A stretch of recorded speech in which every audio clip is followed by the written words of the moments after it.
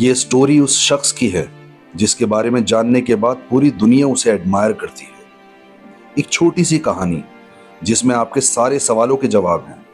इस कहानी में जिंदगी की सीख मिलती है। आपके सारे सवालों के जवाब बाद में। चलिए कहानी सुनते हैं।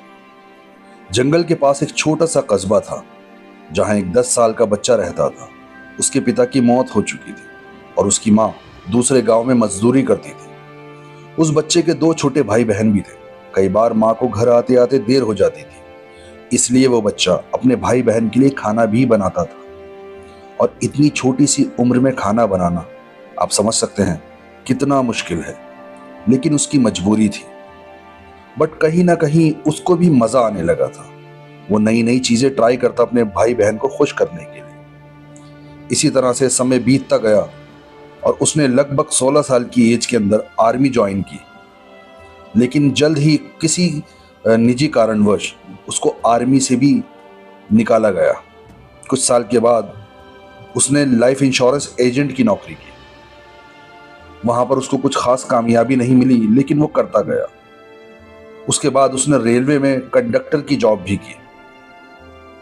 कामयाबी वहां भी नहीं मिली, लेकिन वक्त बीतता गया, स्ट्रगल चलता गया।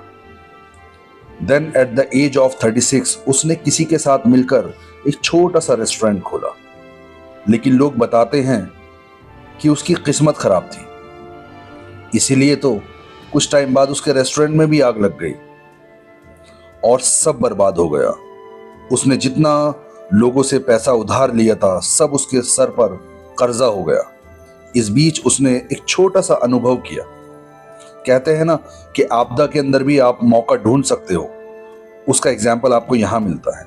उसने अनुभव किया कि जितने भी टाइम के लिए उसने रेस्टोरेंट चलाया, उसकी एक खास डिश को लोग बहुत पसंद करने लगे थे। उसको लगा कि अगर इस डिश की रेसिपी मैं बेचूं या दूसरे रेस्टोरेंट ऑनर्स को दूं तो शायद मुझे कुछ पैसे मिल सकते हैं और मैं फिर से अपना नया बिजनेस कर सकता हूं। वो भूखा एक से दूसरे रेस्टोरेंट, दूसरे से तीसरे रेस्टोरेंट घूमता रहता था, अलग अलग शेफ से मिलता रहता था, लेकिन किसी ने कोई खास इंटरेस्ट नहीं दिखाया। साथ में घर चलाने के लिए छोटा मोटा कुछ करता भी रहता था। उसकी वाइफ थी, बच्चा था, लेकिन उस रेसिपी के ऑब्सेशन को अपने दिमाग से निकाल नहीं सका। कुछ वक्त बाद एक शेफ ने उसे कुछ पैसे दिए और रेसिपी ले ली। अब उस शख्स के अंदर फिर उम्मीद जाग गई और उसने एक गाड़ी ली। उसमें कुकर रखा, गैस रखा और कुछ जरूरी चीजें ली और अपनी वाइफ को गाड़ी में बिठाकर अपने साथ लेकर निकल गया और अलग अलग दूर दूर जाता और वहां के ओनर्स को अपनी डिश बनाकर खिलाता। और जब डिश ओनर को पसंद आती तो उनसे बोलता कि आपके जो कस्टमर आते हैं मैं उनको भी ये डिश टेस्ट कराना चाहता हूँ, और अगर उनको ये डिश अच्छी लगती है तो आप मेरी रेसिपी और एक छोटी सी मेंबरशिप ले लेना मुझसे।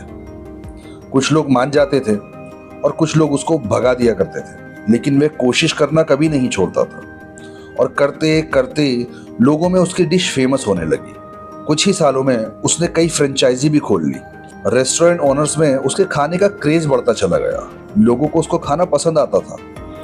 ये फ्रेंचाइजी बिजनेस हिट हो चुका था and at the age of 74 he become one of the most lovable food brand in the world, जिसे लोग आज KFC के नाम से जानते हैं। जी हाँ दोस्तों, ये एक रियल स्टोरी है और ये कोई और नहीं, KFC के मालिक कर्नल सैंडर्स की है। दोस्तों, KFC दुनिया का पहला रेस्टोरेंट बिजनेस था कि अपने देश से बाहर भी फ्रेंचाइजी खोलने लगा और आज दुनिया के 60 से ज्यादा देशों में KFC मौजूद है।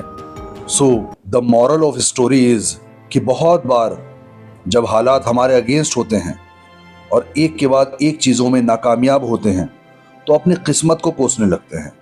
अपने बुरे वक्त को कारण बनाकर ईश्वर से नाराज हो जाते हैं कि अब तो हमारे साथ कुछ अच्छा हो ही नहीं सकता। इस सोच को कहते हैं फिक्स माइंडेड थिंकिंग।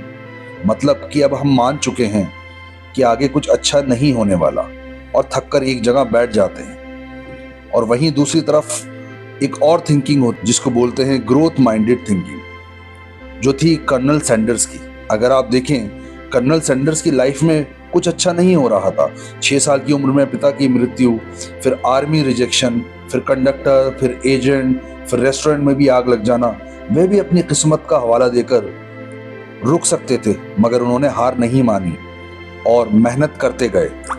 दोस्तों, जब ईश्वर आपके लिए कुछ अच्छा डिसाइड कर चुका होता है ना, या उसको आपको बहुत आगे ले जाना होता है, तो आपके सामने मुश्किल हालात भी आते हैं। आपको उस वक्त डरना नहीं है, बुरा नहीं मानना, हारना नहीं है।